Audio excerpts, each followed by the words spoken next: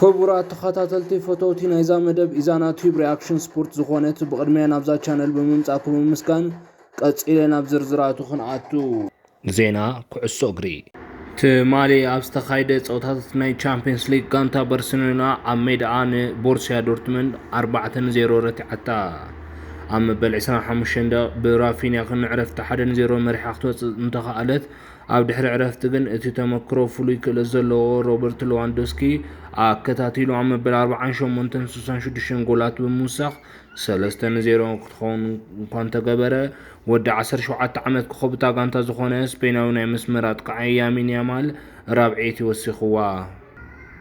ባርሴሎና ኣብዚ ዓመት ውድድር ናይ ቻምፒየንስ ሊግ 36 ዝኾና ጎላት ክቕፅሩ ክኢሎም ኣለዉ። ኣብቲ ፀወታ ተጻዋታይ ኩዕሶ እግሪ ናይ ባርሴሎና ዝኾነ ወዲ 36 ዓመት ሮበርት ሌዋንዶስኪ ናይቲ ፀወታ ኮኸብ ተባሂሉ።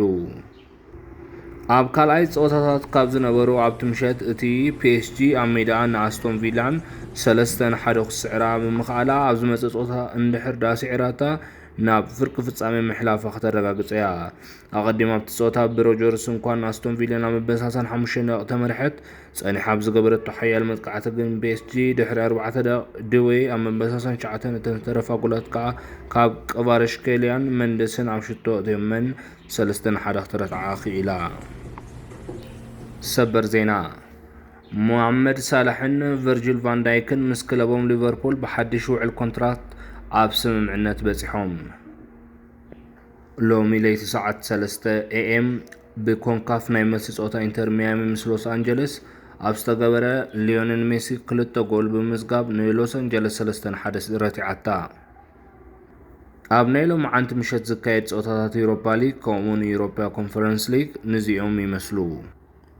ባዶ ከላዚዮ፣ ሊዮን ከማንቸስተር ዩናይትድ፣ ሬንጀርስ ከአንገርስ፣ ቶተንሃም ከፍራንክፈርት።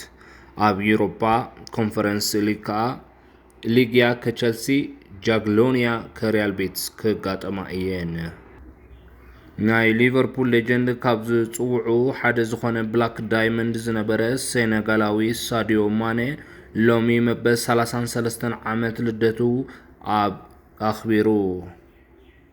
መደባትና ነዚኦም ይመስሉ ነይሮም። ምሳና ዝፀናሕኩም ኩላትኩም ቤተሰብ ሰብስክራይብ እንዳገበርኩም ኣበረታትዑና።